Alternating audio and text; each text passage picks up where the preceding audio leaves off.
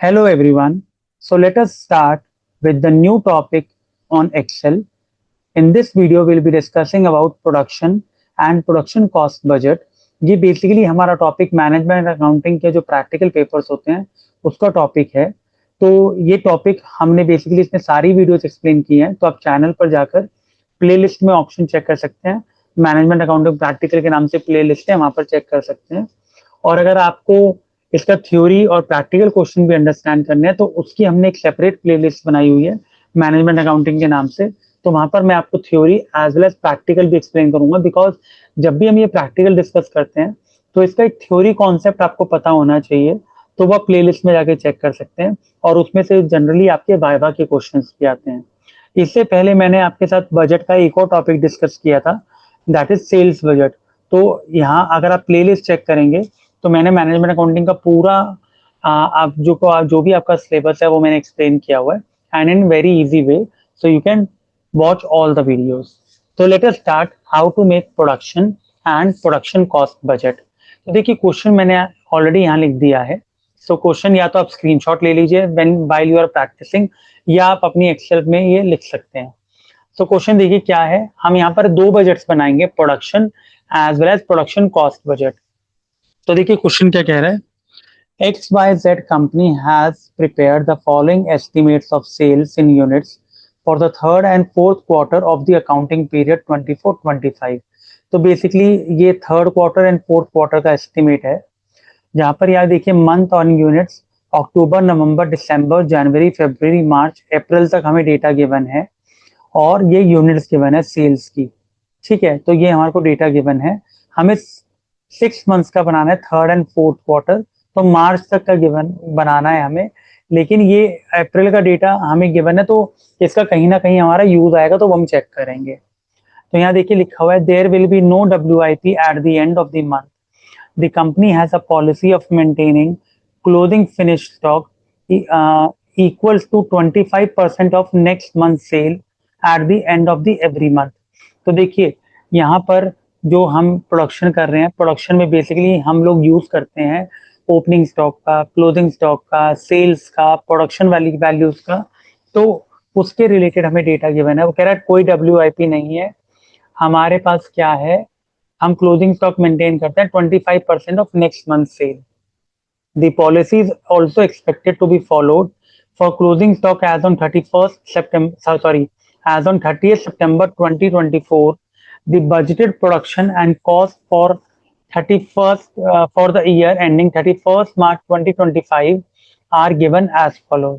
तो बेसिकली वो क्या कह रहा है, this policy is also expected to be followed for a closing stock as on 30th September 2024। ये भी मैं आपको बताऊंगा इसका क्या रेलेवेंस आएगा। और वो कह रहे हैं 31 मार्च 2025 को हमारे को बजटेड वैल्यूज गिवन है, जिसके अंदर एनुअल प्रोडक्शन हमारी 60,000 यूनिट्स हैं, direct material cost per unit 15 rupees, direct labour cost per unit ₹10, annual factory overheads to be apportion to production ₹3 lakh. You are required to prepare production budget and production cost budget for 6 months ending 31 March 2025। तो कहने का मतलब है हम इसमें दो budgets बना रहे हैं, production as well as production cost budget. तो देखिए सबसे पहले तो ना मैं आपको एक फॉर्मूला बता रहा हूँ, ये आप एक एज अ वर्किंग नोट में भी आप चेक कर सकते हैं। देखिए हमने कभी भी अगर जैसे हम फॉर्मूला यूज करते थे, तो फॉर्मूले में जैसे आपको कहता था कि भाई आप सेल्स का फॉर्मूला बताओ, ठीक है, तो सेल्स का फॉर्मूला हम लोग ऐसे बोलते थे, opening stock, I am just writing in short ताकि आपको ये अकाउंट्स का केस है तो आपको समझ में आ जाए, प्लस प्रोडक्शन या यूनिट्स प्रोड्यूस कह सकते हैं आप, ठीक है, ओपनिंग स्टॉक और units produce, opening stock plus production या units produce minus closing stock. तो बेसिकली फॉर्मूला हमारा ये होता था सेल्स का। अब बजटेड सेल्स है तो बजटेड, और लेकिन अब इसमें क्या करना है, मैं ये फॉर्मूला क्यों बता रहा हूँ आपको, ये वर्किंग नोट्स का ही पार्ट है। तो देखिए सेल्स का फॉर्मूला होता है ओपनिंग स्टॉक जितना हमारे पास पहले माल पड़ा था, प्लस प्रोडक्शन जितना हमने बनाया, माइनस क्लोजिंग स्टॉक जो बच गया उसको माइनस करो, तो इसका मतलब जो बाकी सारा बचा वो सारा क्या हो गया, सेल हो गया। तो कहने का मतलब क्या है, let's say opening stock 1000 units थी, प्रोडक्शन हमने की 9000, तो टोटल कितना हो गया 10,000। मैं कहता हूँ क्लोजिंग स्टॉक 2000 से बच गया है, तो इसका मतलब हमने सेल कितना किया होगा 8000। अब इस फॉर्मूले का इस वाले टेबल में क्या रिलेवेंस है, देखिए हम बना रहे हैं production budget units for the half year ending 31 March 2025। तो ये हमारे को बोल रहा था 31 मार्च 2025 तक आपको बजट बनाना है। अब क्या, अब बजट के लिए हमें क्या चाहिए, प्रोडक्शन बजट बनाना है, तो हमें प्रोडक्शन की वैल्यू चाहिए होगी। तो इसका मतलब प्रोडक्शन की वैल्यू चाहिए होगी, तो फॉर्मूला क्या बन जाएगा, प्रोडक्शन इक्वल्स टू, ये सारी वैल्यूज इधर आ जाएंगे, तो क्या होगा सेल्स। अब ये क्लोजिंग स्टॉक इधर माइनस में है, इधर आके क्या हो जाएगा प्लस, तो प्लस क्लोजिंग स्टॉक, और ओपनिंग स्टॉक इधर प्लस में है तो इधर जाके क्या हो जाएगा माइनस, तो माइनस ओपनिंग स्टॉक। तो फॉर्मूला इस तरीके का बनेगा हमारा। तो क्योंकि हमें प्रोडक्शन बजट बनाना है तो मतलब हमें प्रोडक्शन निकालनी है। तो देखिए यहाँ मैंने एक बजटेड सेल्स तो लिखा ही हुआ है। अब बजटेड सेल्स के अंदर आपको क्या करना है, प्लस, या आप लिख लीजिए ऐड क्लोजिंग स्टॉक,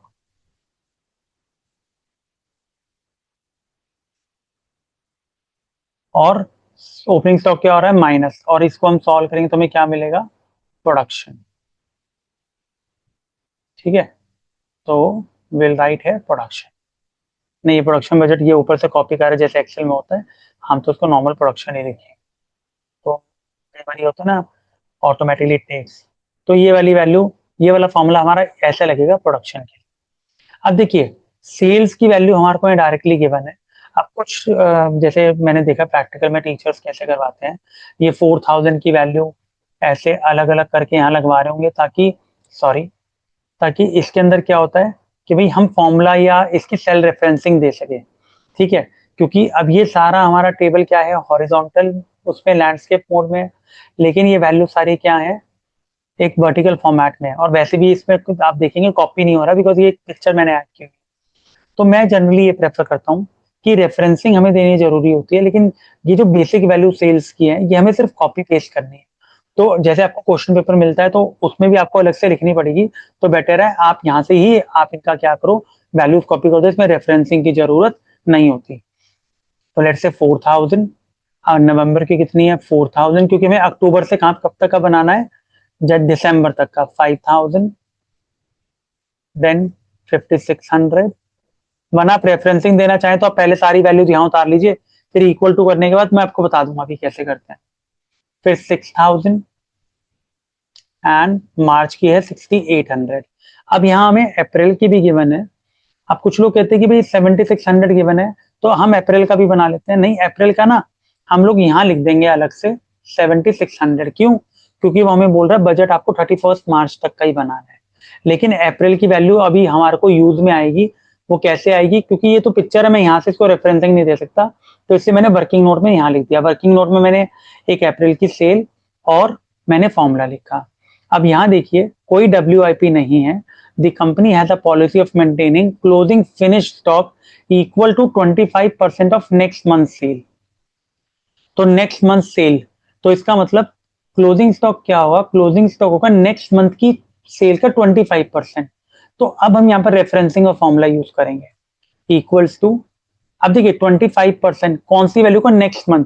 तो नेक्स्ट मंथ क्या है, नवंबर है, अक्टूबर के लिए नेक्स्ट मंथ नवंबर हो गया, इनटू 15%। तो आई विल सिंपली राइट है, सॉरी 25%, तो आई विल सिंपली राइट है 25%। मैंने क्या करा, इक्वल्स टू, अक्टूबर के क्लोजिंग स्टॉक क्या होगा, नवंबर की सेल्स का 25%, तो मैंने नवंबर की सेल्स को सिलेक्ट किया, इनटू 25%, ये आ गया 1000, और 4000 का 25% 1000 ही होता है। अब ये सारी वैल्यूज ऐसे गिवन है, तो मैं इसको सीधा क्या कर सकता हूँ, स्क्रॉल कर सकता हूँ। तो देखिए आपको मिल रहा है 5000 का 25%, और फिर 5600 का 25%, इस तरीके से। मैंने इसको फरवरी तक ही स्क्रॉल किया, मैंने मार्च क्यों नहीं किया, क्योंकि मार्च के लिए अप्रैल की यहाँ सेल्स नहीं है, अप्रैल की अलग से गिवन है। तो हम क्या करेंगे, अप्रैल का हमें बनाना नहीं था बजट, तो मैंने यहाँ वर्किंग नोट में लिख दिया। तो again I will do like this, equals to April की सेल्स सिलेक्ट की, इनटू 25%। तो ये अप्रैल की आ गई। तो आई होप ये आपको क्लियर हुआ होगा हमें कैसे वैल्यूज को करना है इसमें। ठीक है, तो रेफरेंसिंग देखिए, यहाँ जब एग्जामिनर होता है वो ऐसे चेक करता है आपकी वैल्यूज को कि क्या इसने ऐसे रेफरेंसिंग दी है, हाँ यहाँ दे दी। सेल्स में रेफरेंसिंग का यहाँ इतना कोई इंपॉर्टेंस नहीं है। अब देखिए, अब हमारे को क्लोजिंग स्टॉक मिल गया, अब हम ओपनिंग स्टॉक पे आते हैं। तो हमने एक सिंपल लॉजिक पता है हमें कि जो अक्टूबर का क्लोजिंग होगा वो नवंबर का क्या होगा, opening. As simple as that. ठीक है। और नवंबर का जो ओपनिंग होगा वो क्या होगा, अक्टूबर का क्लोजिंग। तो what I will do is, तो अब यहाँ देखिए मैं नवंबर का ओपनिंग स्टॉक बता रहा हूँ। तो ओपनिंग स्टॉक क्या होगा, जो अक्टूबर का क्लोजिंग हुआ वो नवंबर का क्या होगा, ओपनिंग। तो इक्वल टू करके मैंने ये सेलेक्ट कर लिया, क्योंकि अक्टूबर का जो क्लोजिंग है वो नवंबर के लिए क्या होगा, ओपनिंग। तो I will right like this, और मैंने इसको सिलेक्ट करके दिखाया है। तो what I will do is, अब अगेन मुझे याद, आप चाहें तो या इक्वल टू करके दोबारा ऐसे कर सकते हैं, but there is no logic. हम इसको ऐसे ही स्क्रॉल कर देंगे क्योंकि सारी वैल्यूज सेम है। तो ये हम मार्च तक ले जाएंगे, क्यों, अक्टूबर का जो क्लोजिंग है वो नवंबर का ओपनिंग, नवंबर का जो क्लोजिंग है वो दिसंबर का ओपनिंग, इस तरीके से चलता रहेगा। और जो फेब्रवरी का क्लोजिंग है वो मार्च का ओपनिंग बन जाएगा। अब प्रॉब्लम है यहाँ वाली वैल्यू के लिए, ओपनिंग स्टॉक मैंने अक्टूबर क्योंकि नहीं लिखी, क्योंकि मैंने बोला जो अक्टूबर का जो क्लोजिंग है वो नवंबर का ओपनिंग बनेगा। तो अक्टूबर का ओपनिंग क्या होगा, जो सितंबर का क्लोजिंग होगा। तो आपको पहले सबसे पहले ये देखना पड़ेगा सितंबर का क्लोजिंग क्या होगा। देखिए सिंपल है, अगर आप इसको समझना चाहें तो इट इज वेरी सिंपल। अब आप एक चीज देखिए, इसने बोला था क्लोजिंग स्टॉक क्या होगा, सितंबर का क्लोजिंग क्या होगा, अक्टूबर की सेल्स का 25%, यही तो हुआ अक्टूबर की सेल्स। तो लेट से मैं से कह रहा हूँ 25% ऑफ अक्टूबर सेल्स। तो अक्टूबर की सेल्स कितनी है हमारी, 4000 इंटू 25%। तो ये भी 1000 आ रहा है, क्योंकि दोनों 1000 4000 ही है। तो आप चाहें तो वैसे भी सिलेक्ट कर सकते हैं, बट हम इसको, ये देखिए हमने यहाँ निकाला है, तो मैं इक्वल टू करके I will just simply put है 1000, क्योंकि जो सितंबर का क्लोजिंग होगा वो क्या होगा, सितंबर का क्लोजिंग वुड बी, मैं यहाँ लिख देता हूँ क्लोजिंग स्टॉक के आगे ताकि आपको याद रहे, 25% of 25% of next month sales, next month sale. ठीक है। तो अब अगर सितंबर का क्लोजिंग निकाल रहे हैं हम, तो सितंबर का क्लोजिंग क्या होगा, अक्टूबर की सेल्स का 25%। तो वो मैंने यहाँ निकाल के दिखा दिया आपको, यहाँ देखिए रेफरेंसिंग भी दिख रही है इसमें। ठीक है, और फिर मैंने सिलेक्ट कर लिया। अब हमारा यही है फॉर्मूला, जो हमें प्रोडक्शन का क्या फॉर्मूला था, sales plus closing stock minus opening stock. तो what I will do is, I will simply do equals to sales, I will write here plus this value minus opening stock, ये वाली value, and I simply put enter. तो ये तो दिख रहा है 4000 में से 4000 प्लस 1000 5000 माइनस 1000 फिर 4000 आ गया। सिमिलरली हमें इन सबका निकालना है, तो वी विल ड्रैग इट। तो देखिए हमने ड्रैग करके इसकी वैल्यूज निकाल ली। तो ड्रैग ऑप्शन आप यूज कर सकते हो, और आप किसी भी सेल को सिलेक्ट करोगे तो यहाँ देखिए उसकी ऑटोमेटिकली रेफरेंसिंग आ गई है। प्लीज इसमें सीधा सम का फॉर्मूला मत लगा देना, बिकॉज यहाँ पर एक प्लस है और एक माइनस है, तो हमें ऐसे दिखाना पड़ेगा। ठीक है। तो अब ये सिंपल है, अगर आप चाहें तो आप बजटेड सेल्स पूरे हाफ ईयर की निकालना चाहें तो आप सम का फॉर्मूला लगाइए एंड आप टोटल वैल्यू भी निकाल सकते हैं। ये इक्वल टू सारा सेलेक्ट किया यहाँ से यहाँ तक, ब्रैकेट क्लोज एंटर। तो ये आ गया 31400। तो आप चाहें तो आप इसको स्क्रॉल डाउन कर सकते हैं, या आप सब में सब देखिए, सब में सम का फॉर्मूला ऑटोमेटिकली आप देख सकते हैं ऊपर शो हो रहा है यहाँ पे सम का।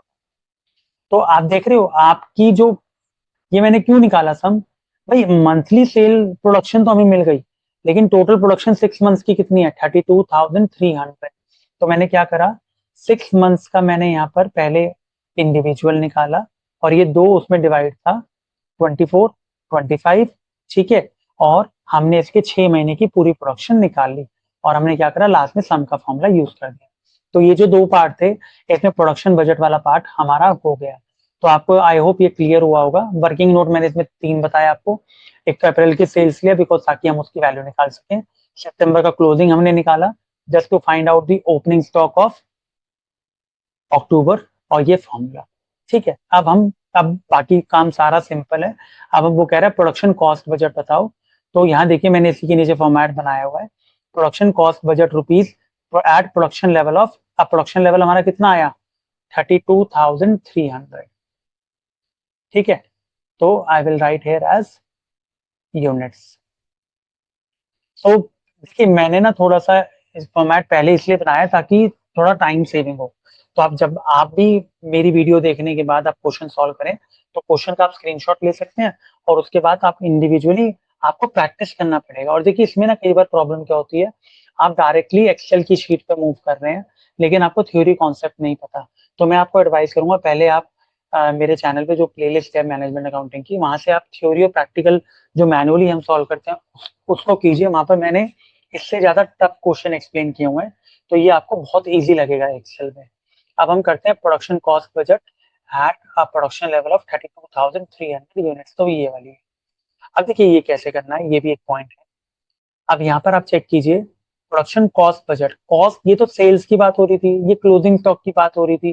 This policy is also expected to be followed on 30 September, और 30 सितंबर का हमने निकाल दिया। तो यहाँ निकाला था ना, क्लोजिंग स्टॉक बोल रहा है ना, this policy is also expected to follow for closing stock on 30 September. तो ये लाइन कंफ्यूज करने के लिए दी थी, वो तो हमें निकालना ही था, ओपनिंग स्टॉक ऑफ अक्टूबर। अब प्रोडक्शन कॉस्ट बजट में देखिए क्या लिखा हुआ है। एक तो एनुअल प्रोडक्शन यूनिट्स में बजटेड गिवन है 60,000 unit, direct material cost per unit कितना गिवन है 15, तो right here cost per unit में 15। डायरेक्ट वेजेस या लेबर आप कह लीजिए, मैं यहाँ पर स्लैश डाल के लेबर दैट इज 10, ठीक है। फैक्ट्री ओवरहेड्स, अब देखिए फैक्ट्री ओवरहेड्स की हमारे को यहाँ एनुअल कॉस्ट गिवन है, annual factory overhead to be a portion मतलब to be divided production of 3 lakh, ठीक है। ये हमारी रुपीज 3 लाख है और एनुअल प्रोडक्शन कितनी है, तो हमें ना इस फैक्ट्री ओवरहेड्स की पर यूनिट कॉस्ट निकालनी पड़ेगी। तो I will write here factory overheads per unit cost.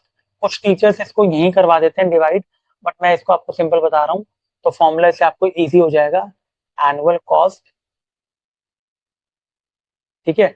और आप कह सकते हो annually annual factory overheads, overheads को शॉर्ट में लिख देता हूँ, ठीक है। और लेट्स से आप इसको कैसे छोड़ के कंट्रोल यू कर दीजिए, वो ऑटोमेटिकली लाइन आ जाएगी, डिवाइडेड बाय कितनी है annual, annual production units.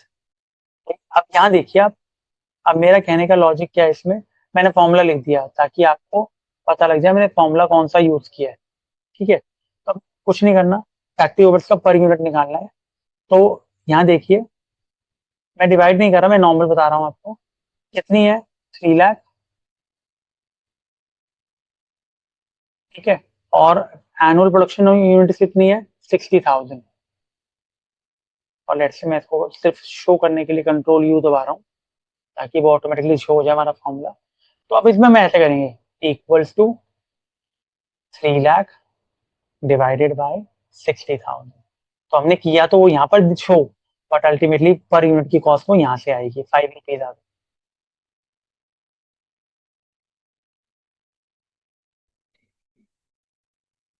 So I hope आपको ये क्लियर हुआ होगा, मैंने सिर्फ ये शो करने के लिए, क्योंकि कई बार होता है यहाँ टीचर डायरेक्टली कर देता है तो आप कंफ्यूज हो जाते हो। ये हमारे को टोटल कॉस्ट गिवन थी, हम यहाँ पर यूनिट डेटा निकाल रहे थे क्योंकि ये 60,000 प्रोडक्शन यूनिट्स की गिवन थी और ये बजटेड है, बजट मतलब जो हमने एस्टिमेट किया। अब हमारी एक्चुअल प्रोडक्शन कितनी आ रही है 32,300, तो उसके हिसाब से हमें निकालना है। तो what I will do is I will simply write here equals to 32,300 select किया, क्योंकि हमारी ये मैंने यहाँ पर भी लिखा हुआ है, इनटू 15, ठीक है। तो ये है, आप चाहें तो जनरली आप इसको एंटर कीजिए, आंसर आ जाए। अब यहाँ एक चीज देखिएगा, मैं मैंने यहाँ पर जैसे डबल क्लिक किया या मैं स्क्रॉल कर रहा हूँ तो ये ऑटोमेटिकली ये वैल्यूज नहीं ले रहा। इसका रीजन क्या है, क्योंकि मैंने ये तो सिलेक्ट कर लिया भाई 32,300 J26 और ये। अब ना इसको करना क्या है, अगर हमें ये वैल्यूज को लेना है, अब कुछ बच्चे इसमें क्या करते हैं, मैं आपको चलो ये बताता हूँ। आपने यहाँ पर ये वैल्यू हमारे को फिक्स करनी है 32,300, क्योंकि हम किसके लिए निकाल रहे हैं 32,300 के लिए निकाल रहे हैं। तो हम इसमें क्या करेंगे, प्रेस हियर F4, लेकिन पता है क्या होता है, तो F4 आप डायरेक्टली प्रेस करेंगे तो डॉलर साइन बन जाए, लेकिन अब कुछ नए सिस्टम्स में हम इस वैल्यू को फिक्स करना चाहते हैं, फिक्स नहीं हो रहा वो F4 से, तो आपको अपने सिस्टम पे फंक्शन और F4 दबाना पड़ेगा तो डॉलर साइन आ जाएगा, वरना simply most of the cases में F4 प्रेस करते ही ये वैल्यू फिक्स हो जाएगी। अब मैंने फिक्स क्यों की, अब यहाँ देखिए मैं इसको अगर स्क्रॉल डाउन करता हूँ तो ये देखिए ऑटोमेटिकली कैलकुलेशन आ गई। ऐसा क्यों? क्योंकि जब हम इसको पहले कर रहे थे ना, तो ये 32,300 और इसको मैंने सिंपल मल्टीप्लाई किया। अब नेक्स्ट वाली वैल्यू में वो किसको लेगा? तो इसीलिए हमने 32,300 को फिक्स कर दिया। फिक्स कैसे किया? F4 प्रेस करके। अगर आपका F4 से नहीं आ रहा तो फंक्शन प्लस F4 का बटन दबाना, तो ये फिक्स हो गया। फिक्स होने का मतलब क्या है? अब जैसे आप इसको स्क्रॉल करोगे तो ये तीनों में 32,300 की वैल्यू आएगी और जो यहाँ रेट गिवन होगा उससे वो ऑटोमेटिकली मल्टीप्लाई। अब देखना, अब इसको मैं स्क्रॉल कर रहा हूँ या इसको मैंने दिखाया तो ये देखिए वैल्यू फिक्स है, डॉलर लगा आ रहा है और D31 उसने 10 रुपीज ले लिया। अब कुछ स्टूडेंट्स के साथ यहाँ ये भी कंफ्यूजन होती है, वो क्या करते हैं, इक्वल टू प्रेस करके ये किया इनटू, अब इन्होंने 15 का सेल रेफरेंसिंग नहीं दिया, यहाँ पर सिंपल 15 लिख, ठीक है। और लेट्स से मैं इसको F4 प्रेस कर रहा हूँ, मैंने एंटर किया, तब तो वैल्यू सेम आ रही है, कोई बात नहीं, क्योंकि हमने अब मैं इसको डबल क्लिक कर रहा हूँ यहाँ, तो देखिए अब ये क्यों गलत आ रहा है, क्यों? क्योंकि मैंने यहाँ पर 15 का सेल रेफरेंसिंग नहीं लिया, वो हर किसी में क्या करेगा 15 से मल्टीप्लाई कर। तो जब भी आपको रेफरेंसिंग देनी होती है ना, तो रेफरेंसिंग के लिए आप क्या कीजिए, इक्वल टू ये वाली वैल्यू जो मेन थी उसको सिलेक्ट किया, क्योंकि हम 32,300 का F4 प्रेस करके फिक्स किया, इनटू मैंने 15 नहीं लिखा, मैंने उसकी सेल रेफरेंसिंग दी। सेल रेफरेंसिंग का बेनिफिट क्या है, एंटर करने के बाद अगर मैं इसको स्क्रॉल करूंगा तो वो ऑटोमेटिकली 32,300 को तो हर जगह फिक्स लिखेगा और साथ में जो 10 रुपए और 5 रुपए की वैल्यू उससे मल्टीप्लाई करेगा। तो आई होप आपको ये क्लियर हुआ होगा। और हमें लास्ट में क्या करना पड़ेगा, सम का फंक्शन लगाएंगे। तो सम का फंक्शन हमें, क्योंकि टोटल प्रोडक्शन कॉस्ट चाहिए, तो कॉस्ट लिया और एंटर दबाया, तो देखिए ये हमारी क्या आ गई, कॉस्ट ऑफ प्रोडक्शन। तो ये हमारी जो थी, ये हमारी टोटल कॉस्ट ऑफ प्रोडक्शन है। ये किसकी आई है? ये हमारा total cost of production, that is for production cost budget for 32,300 units. और आप सिर्फ पर यूनिट भी निकालोगे तो आप इसमें भी सम का फॉर्मूला लगा लीजिए, बट उसका इसमें इतना कोई लॉजिक नहीं है, बट ठीक है, अगर आप निकालना चाहे तो दैट इज 30 रुपीज। तो इस क्वेश्चन में मैंने आपको इस वीडियो में जो बेसिकली एक्सप्लेन किया वो क्या एक्सप्लेन किया, how to make production budget and how to make production cost budget. ये सारे वर्किंग नोट्स हैं। एग्जामिनर जनरली ये वैल्यूज को ऐसे चेक करता है, बस दो चार वैल्यू, अगर आपका आंसर सही आ रहा होगा ना, वो ऐसे दो चार वैल्यूज को चेक करेगा क्या उन्होंने रेफरेंसिंग दी है, तो बस बाकी आप। So I hope the concept of this video is clear to you. So please like, subscribe and share my channel, and all the best for your results. Thank you.